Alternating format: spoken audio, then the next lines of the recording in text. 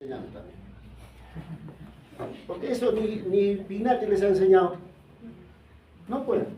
Eso es lo que tienen que aprender los muchachos.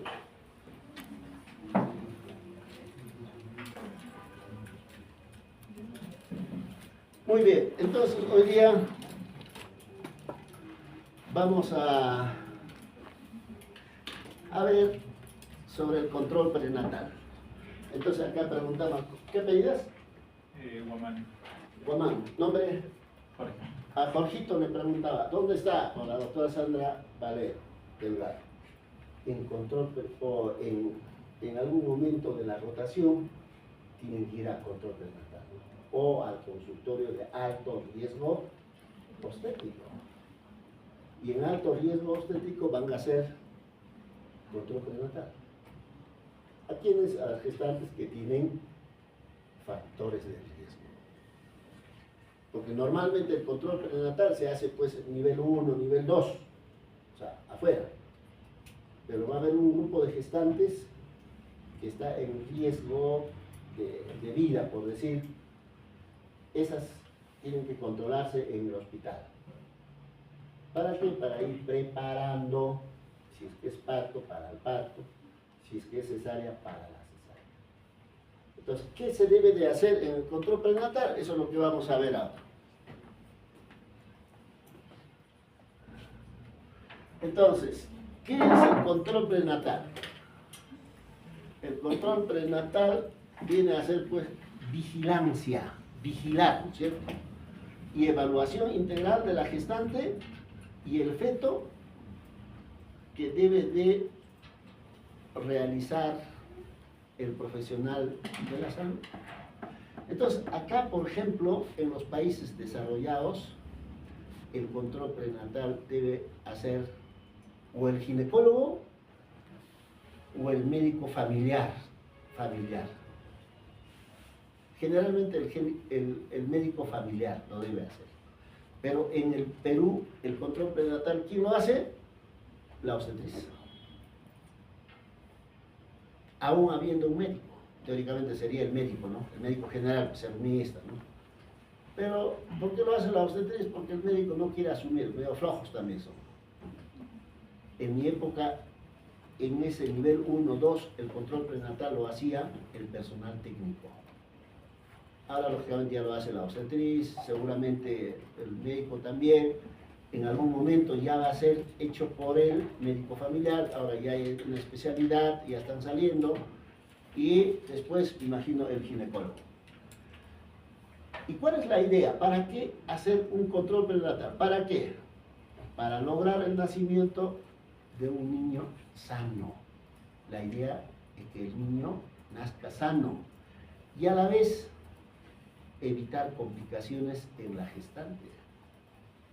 No solo complicaciones, no solo estamos hablando de morbilidad, sino también evitar muerte materna. Desde el momento que empezaron a controlar, lógicamente, las obstetrices, será pues hace 20 años, de repente, así, 20, 25 años, la razón de mortalidad materna ha ido bajando, ¿no? Antes era alto, más de 400, 500 en el Perú, pero ahora ha bajado. ¿Ahora cuánto estamos? Más o menos estamos hablando entre 65, 70, pero aún sigue siendo un poquito alto. Hay metas, o sea, eso no es porque se le ocurre al gobierno del Perú o al ministro de Salud, no, eso es un acuerdo mundial.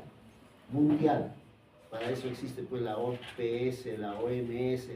Entonces ellos dicen, hoy la muerte materna debe ser esto, tasa de cesárea debe de ser esto, control prenatal esto, nacimiento intrahospitalario esto, porque antes los nacimientos eran en domicilio, ¿no? Entonces, cuando uno habla de control prenatal, tiene objetivos. Y uno de los objetivos generales es identificar aquellas gestantes de mayor riesgo. O sea, que tengan riesgo. Con el fin de realizar intervenciones en forma oportuna que permita prevenir complicaciones, tanto en la gestante como en el producto de la gestación. Y lo más importante es lograr pues un resultado perinatal adecuado, ¿no? Por ejemplo, acá dice, con el fin de realizar intervenciones en forma oportuna, identificando gestantes que tienen riesgo. Solo por ponerles un ejemplo. Hoy día, no sé si ustedes han visto, había una gestante ya sexto embarazo. Esa mujer con sexto embarazo no puede hacer su control prenatal fuera del hospital.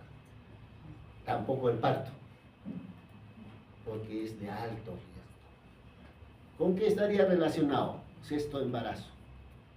Hemorragia.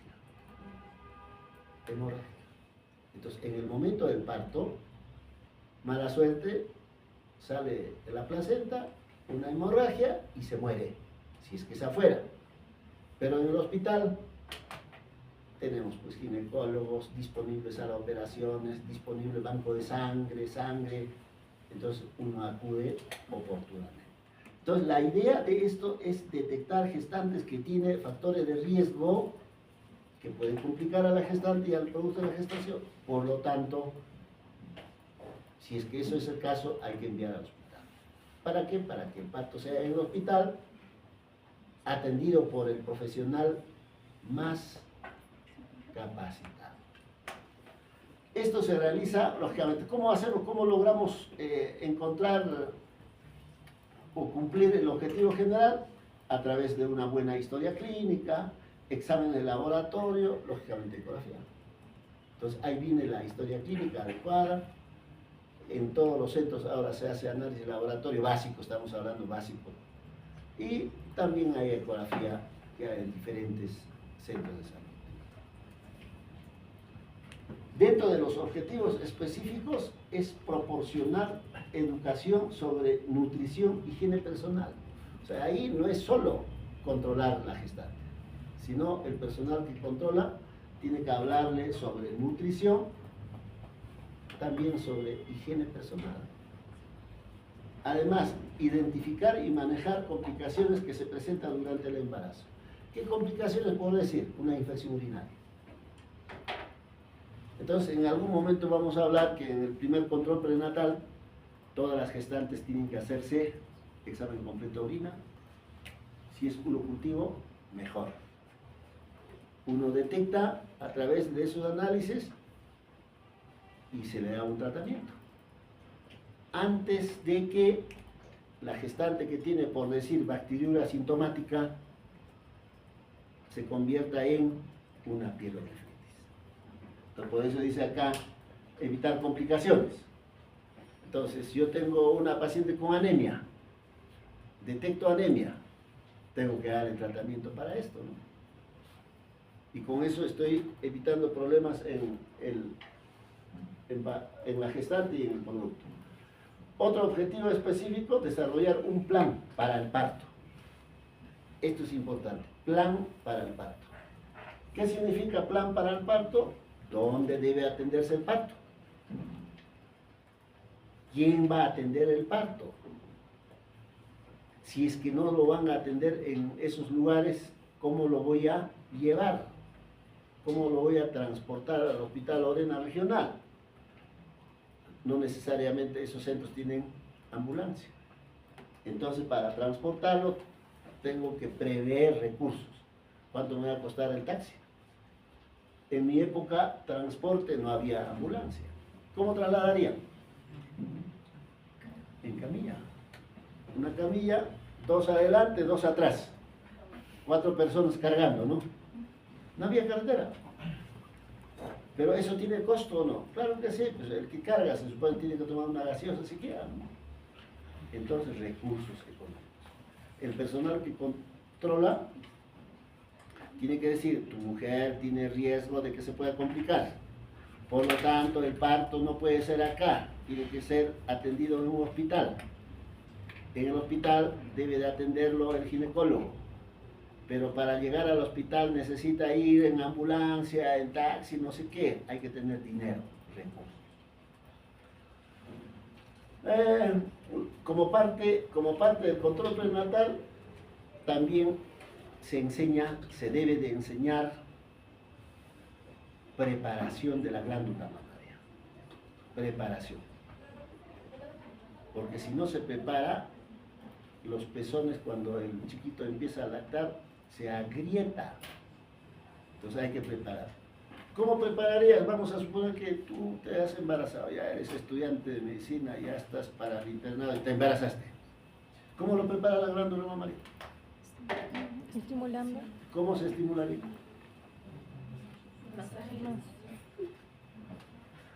El pezón nada más, no la glándula, ¿no? Solo el pezón.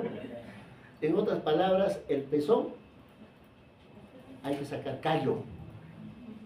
Tiene que estar duro, pues, ¿no? Para que cuando el chiquito masca, ya está, pues, con callo. Ya no se va a agrietar. Porque de lo contrario, se agrieta. ¿Y luego qué va a pasar? ¿Qué le pasaría? Dejaría de amamantar. Mastitis. Si no se trata, ¿qué va a pasar?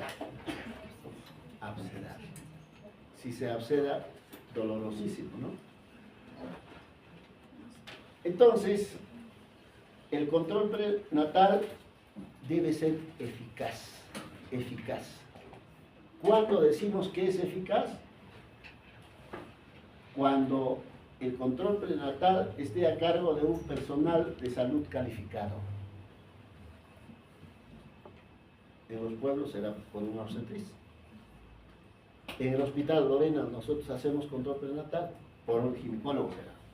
Además, el personal que hace el control prenatal debe promover la prevención de enfermedades, anemia, infecciones, preeclampsia. Y también este personal que hace el control debe detectar y manejar enfermedades que uno pueda detectar. Y finalmente, detección temprana y manejo oportuno de las complicaciones obstétricas. Por decir, una paciente que sangra y tiene 25 semanas, ¿qué sería? Entonces, en obstetricia, ¿cuánto durará el embarazo? ¿Cuánto durará? Hablando en semanas. 40. 40 semanas. Promedio, ¿cierto? 40. Entonces, en obstetricia se habla, si hablamos en función a hemorragia de la primera mitad del embarazo. Hemorragia de la segunda mitad del embarazo. Entonces, si yo tengo una gestante, tiene 25 semanas, empieza a sangrar, entonces, ¿en qué pensar? Como diagnóstico será hemorragia de la segunda mitad, pero segunda mitad puede ser esto. Placenta previa. Entonces, acá dice, detectar tempranamente y manejar oportunamente complicaciones obstétricas. En este caso estamos hablando de una hemorragia placenta previa. Porque si lo dejo ahí, a veces se puede morirse por la hemorragia, ¿no? ¿Cuáles son los requisitos de control prenatal? El control prenatal debe ser temprano o precoz. ¿Cuándo se dice que es temprano o precoz? Cuando la primera consulta sea en el primer trimestre. Segundo requisito, debe ser periódico o continuo. Periódico o continuo. Tercero, completo o integral. Cuarto, de amplia cobertura. Entonces, ahora con el CIS, las gestantes tienen hasta ambulancia gratis, ¿no? Ahora, todas las personas que tienen CIS, hasta cajón tienen si se mueren, ¿no? Tienen CIS. Entonces, por eso dice, debe ser de amplia cobertura. Vamos a ver cada uno de ellos, precoz o temprano. La consulta, o sea, la gestante, ¿no es cierto?, debe iniciar la consulta desde el momento en que la mujer sospecha del embarazo. ¿Cuándo va a sospechar? ¿No le lleva su mes? Cuando no viene su menstruación. Pero lógicamente tiene que tener pareja, lo que ya les he dicho, ¿no? Cuando sospechará cuando no baja su menstruación. Se acepta como precoz una atención en el primer trimestre del embarazo. Entonces, lo otro que tienen que conocer el embarazo, hemos dicho, primera mitad, segunda mitad, ¿cierto? También en el embarazo uno habla de trimestres. Y si hablamos de trimestres, hay 3 trimestres en el embarazo. Primer trimestre, segundo trimestre, tercer trimestre. ¿Hasta cuántas semanas será el primer trimestre? ¿Cuánto será? 12. Si hemos dicho el embarazo dura 40 semanas, 40 entre 3, ¿cuánto será? 15, ya, 13.3. 13.3 por 3, ¿cuánto es? 39.9. Entonces el primer trimestre será pues 13 semanas con 3 días. Segundo trimestre, ¿hasta cuánto será? 27 semanas. Y el último trimestre será de 28 a 40 semanas. Entonces, dice, se acepta que como precoz una atención en el primer trimestre. Toda gestante debe de ir a controlarse antes de las 13 semanas. De preferencia entre 7 a 11 semanas. Esa es la mejor edad que debe de ir al primer control. Óptimo. Un control por mes hasta el 6º mes. Un control por mes hasta el 6º mes. Luego, cada 2 semanas, entre el 7º y el 8º mes. Y finalmente, uno por semana durante el 9º mes. ¿Cuánto suma de rojo? ¿Qué está pensando? ¿Cuánto sumará? ¿Estás pensando o en qué estás pensando tú? ¿Cuánto suma? Es matemática, sumar, restar nomás. 14 controles. Estamos diciendo, hasta 6 meses, 6 controles. 7 y 8º, 4. 2, 2. 10 ya sería. Y en el último, 1 por semana, 4, 14. Eso es lo ideal, ¿no? O sea, eso debe ser. Pero después les comentaré algo sobre esto. El Centro Latinoamericano de Perinatología, el CLAP, propone no esos 14. Para ellos, el CLAP, la OPS, para ellos 14 controles demasiado. Entonces ellos proponen mínimo 5 controles. ¿Cómo deben ser esos 5 controles? La primera, antes de 20 semanas. Aquella gestacional, de preferencia, 11, 12, 13 semanas. Segundo, entre 22 y 24 semanas. Tercero, 27, 29 semanas. Cuarto, 33, 35 semanas. Y último, 38, 40 semanas. La razón, si yo voy a decir, acá todas las chicas están gestando, y acá hay una sola posta, y un solo personal, le va a congestionar. Calidad de atención, ¿será buena o mala? Ya no va a ser buena. Por compromiso, lo va a atender. Ya no va a un poquito profundizar. Entonces ellos dicen, han hecho trabajos, los del CLAP, comparan 14 con 5. Resultado. ¿Cuál será el resultado? Lógicamente, morbilidad, mortalidad, ¿no? Ninguna diferencia estadísticamente significativa al hacer 5 controles o hacer 14 controles. ¿Por qué? Porque si hago 5 controles, la misma persona con la misma población va a tener mayor tiempo para atenderlo. Va a descubrir más factores. Se va a adelantarse más a las complicaciones. Entonces, es la recomendación que hace el Centro Latinoamericano de Perinatología, ¿no? Esto en mi época valía, ¿no? Pero ahora, creo que la vez pasada ya les he dicho, acá está sínfisis púbica. Al borde superior de la sínfisis, ¿a qué edad gestacional llega el fondo uterino? Nada, todos estamos pegados. 10 semanas hemos dicho, ¿no es cierto? 10 semanas. Y a las 12 semanas con facilidad yo puedo medir. Acá está el pubis y el fondo uterino ya puedo palpar con facilidad. Fondo uterino. Entonces, lógicamente, a ver, escuchen esta parte. Una mujer que no sabe, no recuerda su fecha última menstruación, viene, examino el fondo uterino, cojo con facilidad por encima de la sínfisis. ¿Cuál sería mi conclusión en relación a edad gestacional? Yo diría porque esta mujer tiene 11, 12 semanas de embarazo.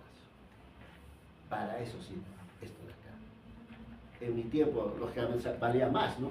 Entonces, llega al borde de sínfisis púbica, 10 semanas, fácilmente lo puedo medir 12 semanas, cuando el fondo uterino está a nivel de la cicatriz umbilical, 24 semanas. Cuando el fondo uterino está entre la cicatriz y el borde superior de la sínfisis púbica, 16 semanas. Cuando el fondo uterino está entre la cicatriz y el apéndice sifoides, 32 semanas.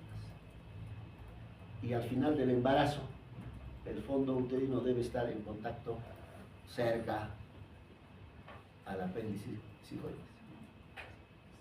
Esto sirve para aquellas mujeres que no recuerdan, no saben o eran irregulares, por lo tanto no puedo determinar clínicamente la edad gestacional.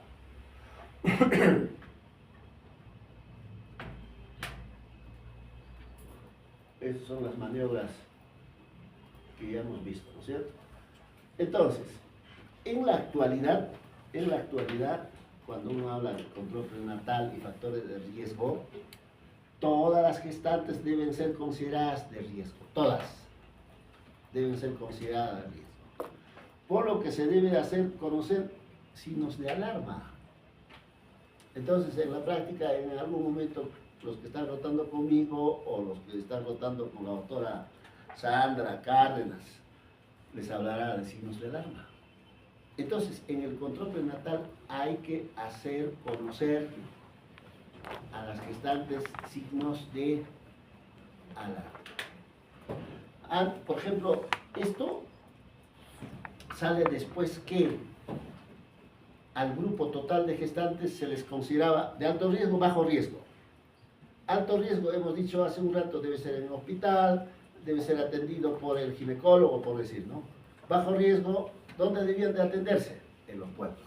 ¿Quién va a atender? Será pues el personal técnico, enfermera, la obstetricia. Entonces, ¿qué se ha visto?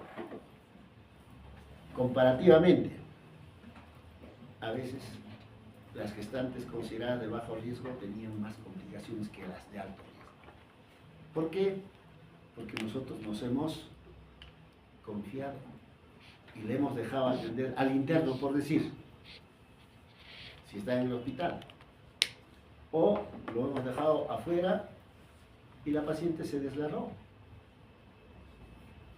Y un desgarro puede llevar a la muerte también de la gestante. Por lo tanto, ahora se considera que es mejor considerar a todas las gestantes de riesgo. Si bien es cierto, un gran grupo de gestantes que tienen factores de riesgo se va a atender en el hospital, el otro sí se va a atender en los centros, pero ser atendidos por la obstetriz, por decir. Y no necesariamente por la técnica, por la enfermera, porque la enfermera tiene sus competencias, pero no está tan preparado como la obstetriz para atención de parto, ¿no? Entonces, en la primera consulta de control prenatal hay que hacer una historia clínica. Parte de la historia clínica será pues hacer una anamnesis. Hay que hacer examen físico y pedir una serie de análisis de laboratorio. Como parte de la anamnesis es determinar la edad gestacional. edad gestacional, ya hemos hablado, por la regla de Naegel, Pinar, Wall o por el aplicativo. Pero lo ideal es determinar edad gestacional. Y como parte del examen físico, lo más importante, si es dirigido, hacer el peso, la talla, tensión arterial, altura uterina, frecuencia cardíaca fetal, dinámica uterina. Registrar en la historia. Registrar en la historia. Y dentro de los análisis de laboratorio, no sé si está acá, no. Dentro de los análisis de laboratorio básicos, ¿qué pediría? Su grupo, toda gestante tiene que tener su grupo. ¿Qué más? Hemograma. ¿Qué más? Examen completo de orina. ¿Qué más? RPR o BDRL. ¿Qué más? Sí, pero no tan necesario. Más bien, sífilis es pues el RPR, BDRL, ¿no? Lo otro, glicemia. Glicemia. Eso es lo básico. Grupo, hemograma, examen completo de orina, RPR o BDRL, su glicemia. Ahora, cuando hacen RPR, los reactivos ya son duales. Significa que también van a detectar HIV. Entonces, esos son los básicos. Entonces se solicita eso. Y se supone solicitar pruebas o procedimientos que detecten signos de certeza de embarazo. ¿Qué tenemos? Ecografía. Ahora, en todo sitio hay ecografía. Hay que pedir la ecografía en la primera consulta. Para que tengan una idea,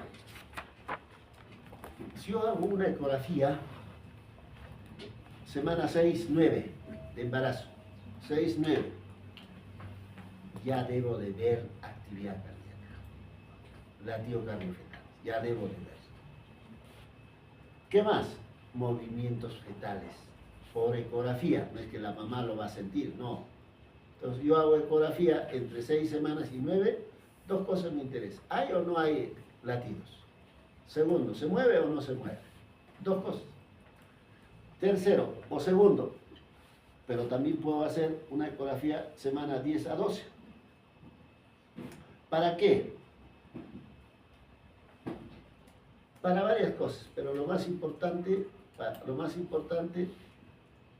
para ver malformaciones o para ver el síndrome de Down.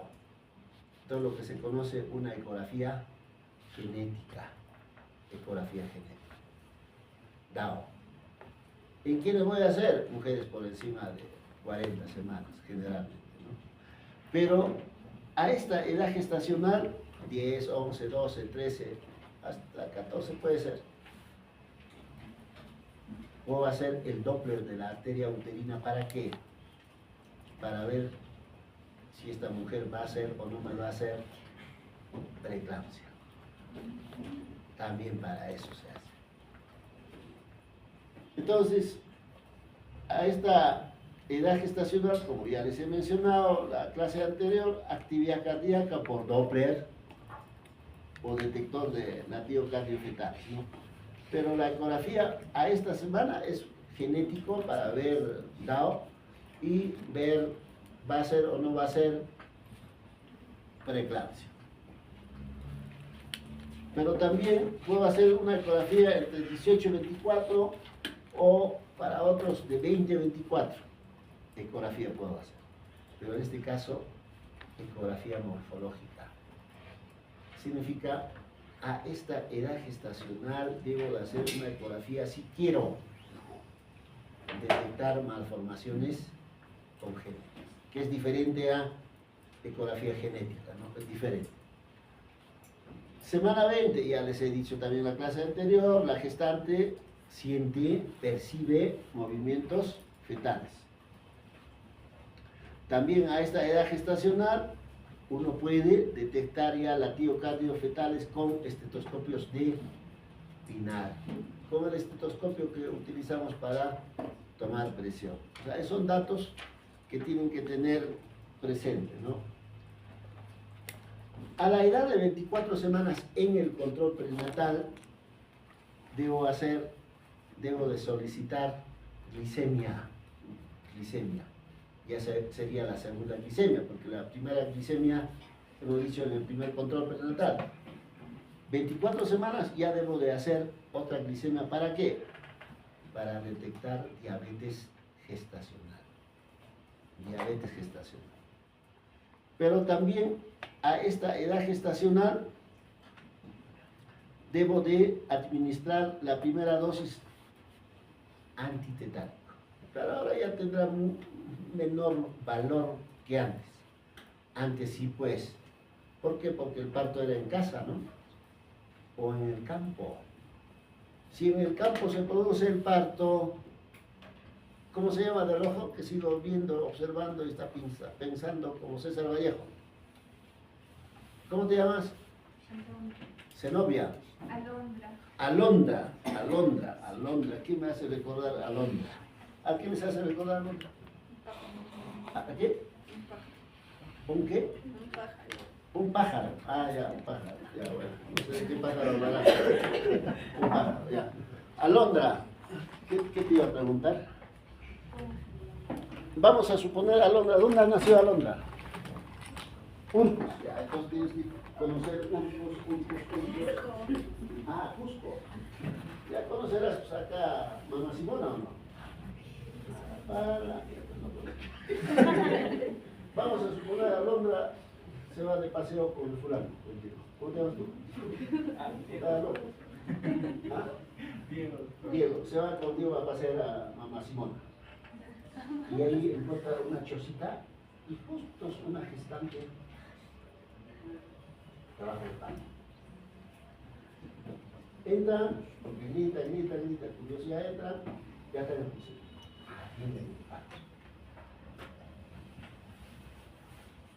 Se produce el pulsivo, luego que vendrá alumbramiento del pulsivo de la placenta. Pero se supone entre el expulsivo y el alumbramiento, el cordón hay que seccionar, ¿no? ¿Con qué botas?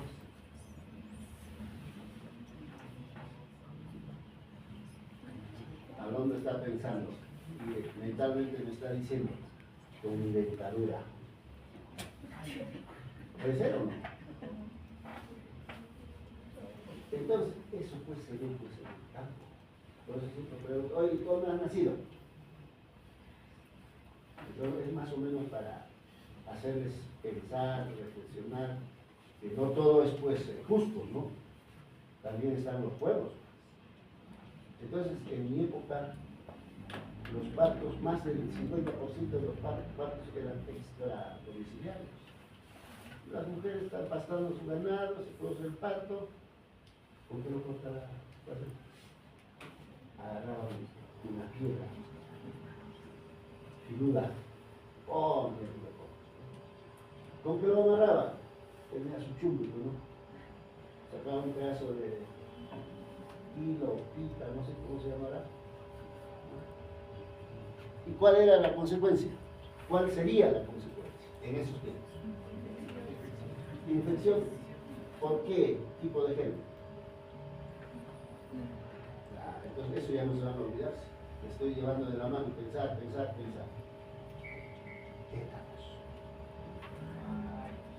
Entonces ahí viene el tétanos neonatal, el tétanos puerperal, y las mujeres se morían por el tétanos puerperal, por los chiquitos por tétanos neonatal.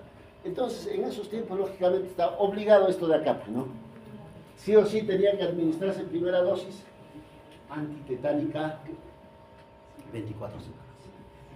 Pero ahora pues ya pues los partos son en Hospital Lorena, Regional Seguro, ya estará estéril, pues, ¿no? Bueno, eso a las 24 semanas. A las 28 semanas, segunda dosis antitetánica. Segunda dosis. Luego, hace un rato le decía, dentro de los análisis de laboratorio básico, pedir grupo y factor de la gestante. Si en el grupo factor de la gestante, ¿qué no me gustaría esperar en el grupo factor? No, que sea RH negativo. Ya, RH negativo. Porque si me sale RH negativo, tengo que preocuparme. ¿Cuál es el siguiente paso? ¿Cuál sería el siguiente paso? No. ¿Cuál sería el siguiente paso? Pedir grupo y factor al fulano. Al fulano, ¿no? Entonces, ¿qué me interesaría para mí? Lógicamente no para la mujer, que sea positivo. Entonces la incompatibilidad es cuando la mujer es negativo, el esposo positivo. Entonces, a los 28 semanas, cuando uno sabe que la mujer es RH negativo y el esposo RH positivo, existe la posibilidad de que el feto sea RH positivo, por lo tanto, va a haber lesión de glóbulos rojos en el feto. Si yo no quiero que se presente eso, entonces hago profilaxis. Con eso evito, ¿no? A 28 semanas.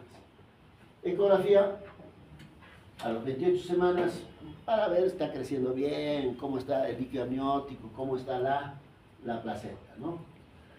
Y ahí se debe hacer psicoprofilaxis. Es todo un curso.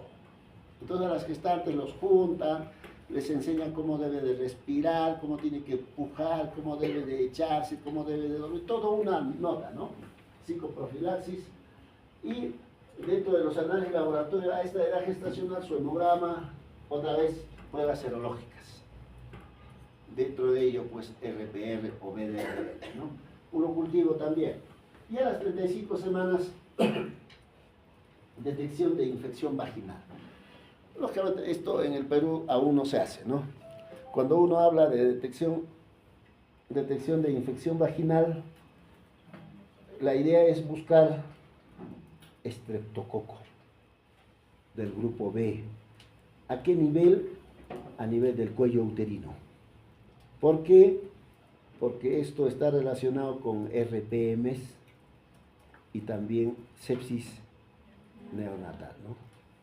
Entonces, yo tomando una muestra del cuello, viendo el microscopio o cultivando, encuentro que tiene estreptococo del grupo B, tengo que darle tratamiento. Con eso evito amenaza parto pretérmino, RPM, sepsis neonatal, infección puerperal, o sea, se evita un montón de cosas. Pero en el Perú todavía no estamos ahí. Actividades preventivas contra el tétanos, ya le hemos dicho, hay que poner una a 24 semanas, otra 28 semanas. Cada vez que vamos a evaluar a la gestante, siempre hay que considerar registro de funciones vitales. Dentro de los registros de funciones vitales, ¿qué me interesará? Pues más. Todos, lógicamente, ¿no? ¿Cuáles son funciones vitales? ¿Cuántos será? 1, 2, 3, 5, 10, 20, ¿cuántos será? ¿Cuánto será?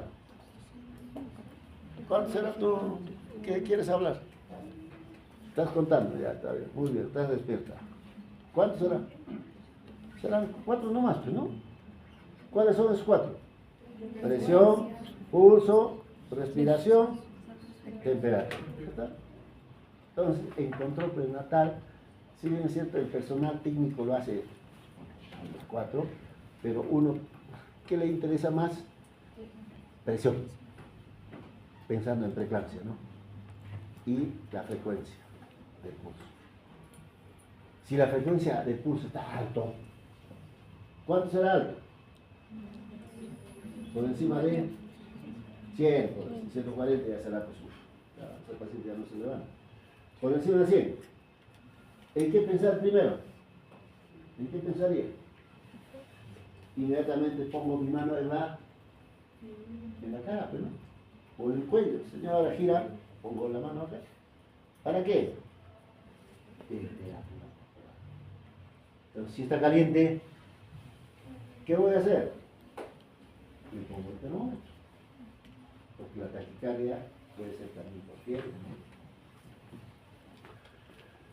Y detección de funciones, pesar, cada control se debe pesar, cada control. Exámenes de mamas, igual, ¿no? Hay que aprovechar, examinar las glándulas mamarias, indicarle, enseñarle que se tiene que preparar. La preparación es así, ¿no? Y a nivel del abdomen hay que medir la altura uterina, realizar maniobras de Leopold, dinámica uterina, determinar dinámica y la frecuencia cardíaca afectada. Eso es lo básico, ¿no? Ahora, en la pelvis, la paciente tiene que ponerse en posición ginecológica, inspección del introito y glándulas anexas. Introito, ¿qué debo de ver? ¿Qué me interesa ver? ¿Qué me interesará? La entrada de la vagina, ¿qué me interesa ver? Dilatación, bueno, no sé. Otro. Básicamente secreciones, pues. Porque secreciones me interesa. También sangrado. Secreciones, porque por las características de las secreciones uno puede decir esto es tricomona, esto es cándida, esto es vaginosis, esto es gono, esto es clamidia. Bueno, tengo que ver y observar características de las secreciones. ¿Qué más tengo que observar? Sangre, ¿hay o no hay? Tercero, glándulas. ¿De qué glándula estamos hablando? ¿Qué glándula está a ese nivel? ¿Qué sabes tú que eres especialista? ¿Qué glándula está? Bartolina. Bartolina. Ya. Entonces, durante el embarazo, ojalá que no les pasen a ustedes, a veces da bartolinitis. Y un dolor de esas, pucha, que a cualquier hora los levanta y tienen que ir al hospital, ¿no? Entonces hay que observar glándulas de esa zona, ¿no? A veces es necesario colocar espéculo. Si es que sangra, hay que colocar espéculo. ¿Para qué? ¿Qué quiero saber con espéculo? Sangrado. ¿De dónde viene sangre? No. Puede venir de vagina, puede venir de cuello, puede venir de cavidad uterina. La causa va a ser diferente, ¿no? Si viene de vagina, ¿qué puedo hacer? ¿De qué? ¿Qué dice? No he escuchado. Desgarro, claro. Se ha emocionado la chica, pues, ¿no? Generalmente está relacionado con relaciones. Se ha emocionado, lo desgarró. Sangra, pues, ¿no? Porque durante el embarazo esa zona se vuelve muy débil. Una relación un poquito fuerte, desgarro. Entonces tengo que buscar desgarros de cuello, de vagina. Espéculo, tengo que ver, ¿hay cervicitis? ¿Puede haber pólipos? ¿Hay o no hay pólipos? ¿Hay o no hay mioma? ¿Hay o no hay cáncer también? Vagina no hay nada de lesión. Cuello, nada de lesión. Veo que por el huequito viene sangre. ¿De dónde está viniendo? Cavidad uterina. ¿Con qué está relacionado? O sea, pues con el embarazo. ¿Cuál es la primera causa? La placenta previa.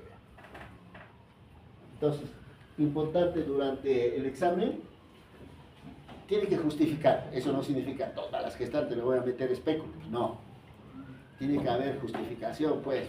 Flujo, sangrado. En estos casos, si no hay nada, ¿para qué pongo? Porque eso molestará, pues. No colocar. Y tacto vaginal. Ahora, tacto vaginal tampoco, pues, en todas. No, pues, no. Tiene que haber justificación. Si yo no toqué, o la paciente me dice que estoy con dolor, ahí sí tengo que hacer tacto, ¿no? No vaya a ser que esté haciendo amenaza parto pretérmino o trabajo de parto. Tengo que ver el cuello, de repente ya está dilatado, qué sé. No hay otra forma, ni ecografía, que nos diga que ya hay dilatación. Tengo que hacer tacto. Pero tacto también es cuando hay indicaciones. Si no, nada. Miembros inferiores. ¿Qué debo de evaluar en miembros inferiores? Varices. ¿Hay o no hay? Segundo, edemas. ¿Hay o no hay? Tercero, reflejos osteotendinos. Y dentro de los exámenes auxiliares, lo que ya les he mencionado, finalmente una ecografía, ¿no? Esta es la tarjetita de control prenatal. Es una tarjeta. Por ahí debe decir,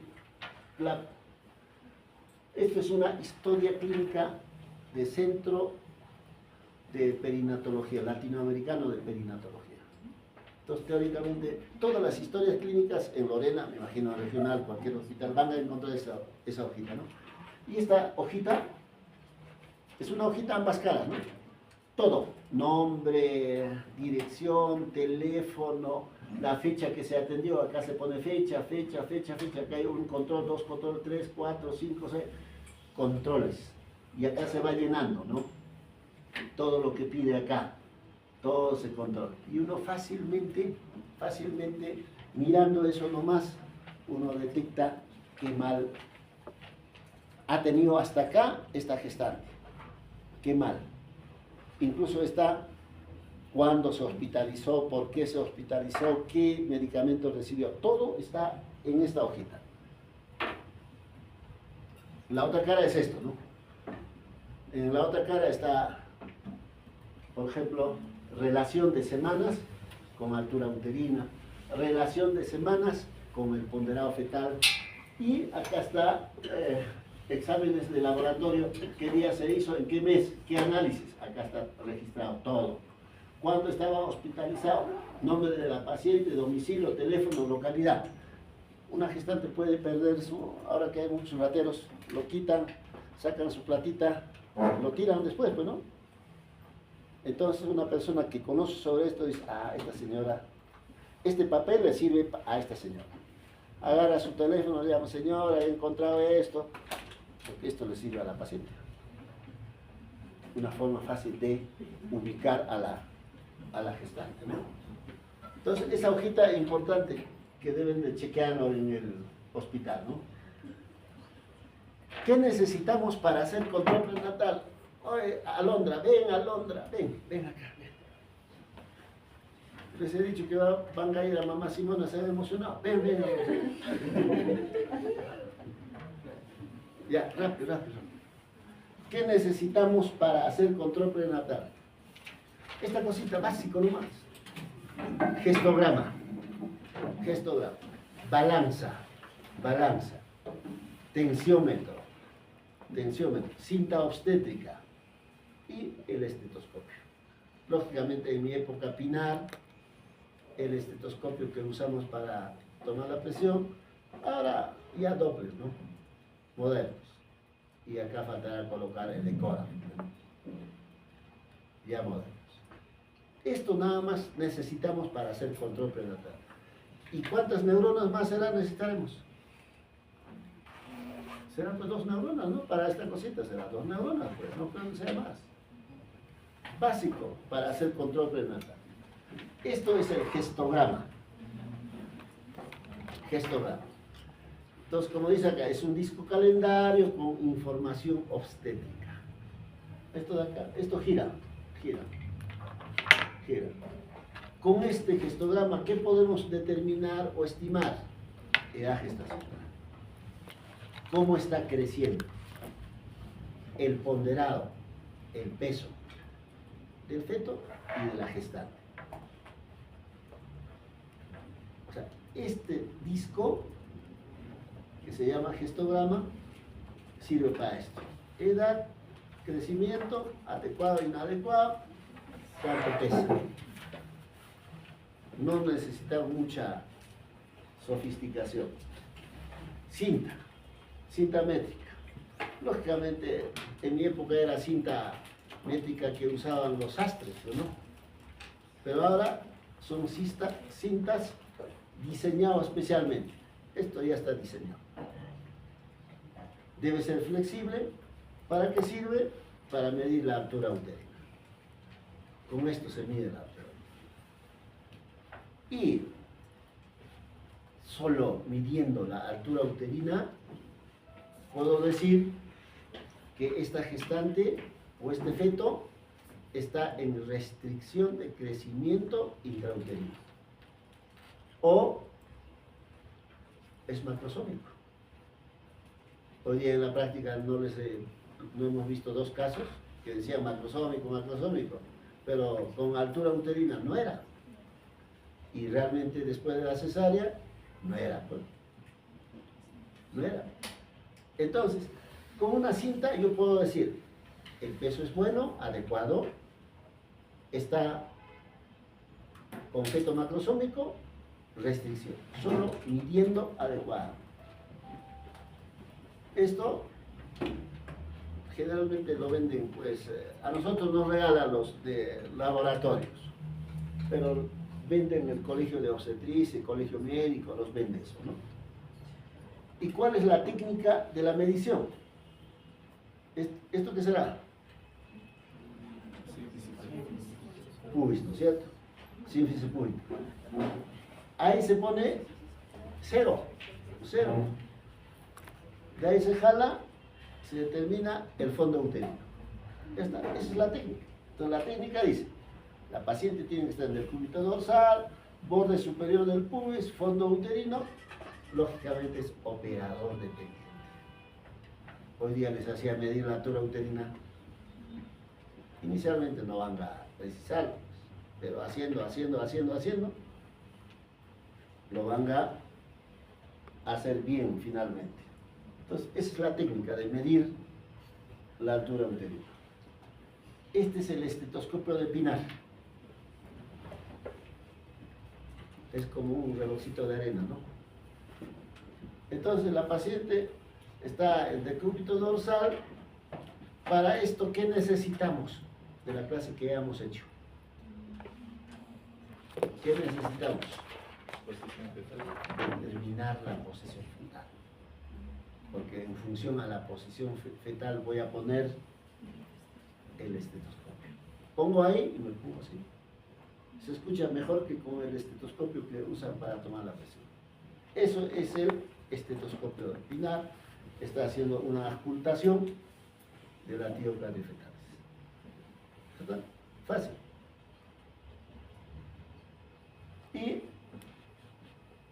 durante el control prenatal debo de evaluar el estado nutricional.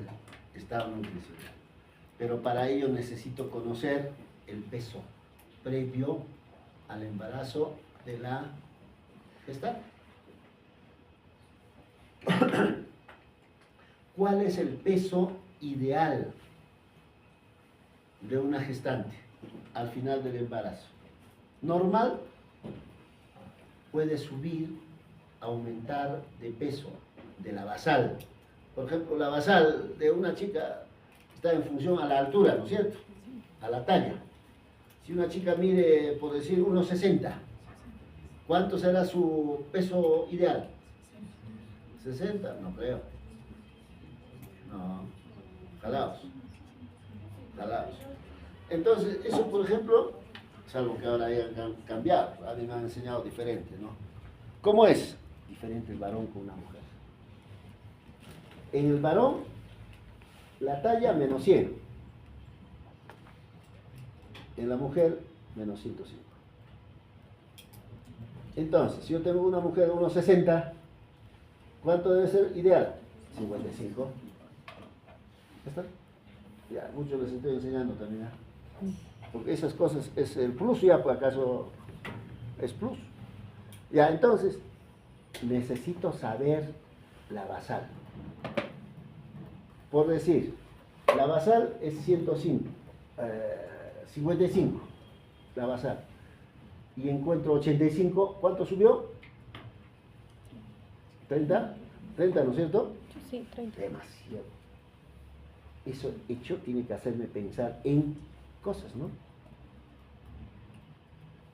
¿Qué pensarían primero? Entonces hablamos de edema. ¿No será que esta mujer está hinchándose?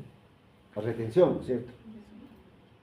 Si la respuesta y sí puede estar hinchándose porque está haciendo retención, ¿cuál es el siguiente paso? ¿En qué pensar? Tendría que preguntar, ¿y por qué está ahí reteniendo? ¿No es cierto? ¿Por qué está reteniendo? ¿Cuál sería la respuesta? ¿Cuál sería? Eso han hecho en nefrología. ¿Cuál sería? Falla renal. Entonces, tiene que ver con proteínas, ¿no? Será pues una hipoproteinemia. Ahora, el siguiente paso, ¿y por qué hipoproteinemia? Y así podemos ir avanzando, ¿no? Entonces, lo ideal es que durante todo el embarazo debe subir 12 kilos. Eso debe subir. Se dice sobrepeso cuando sobrepasa 15 kilos y el bajo peso 7.5 por debajo de esto. Solo pesando puedo determinar todo esto, ¿no? Lo ideal es que encontremos pues 10 kilos, 11 kilos, 12 kilos. Eso es lo que generalmente encontramos. Acá está semanas de embarazo con incremento del peso. Entonces, esta gráfica sirve para determinar el peso es adecuado, hay restricción de crecimiento o hay macrosomía. Uno hablará de restricción de crecimiento cuando está por debajo del percentil 10. Uno hablará de macrosomía cuando está por encima del percentil 90. Y está pues por mes, 40 semanas, 36 semanas, 32. Entonces, si por ejemplo 32 semanas, ¿qué es esto? 32 semanas. El peso está acá. Entonces puede ser pues macrosomía fetal, ¿no? ¿Por qué? Porque está por encima del percentil 90, ¿no?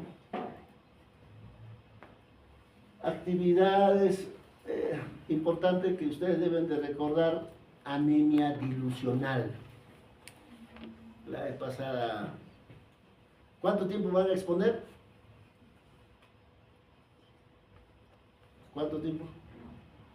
Se hace la loca, mira esta chica. 1 hora. ¿Una hora? Media hora, 40 minutos. 1 hora. ¿Seguro? Ya para quedarnos ahí, pues. Ya, entonces ya pasen, si no.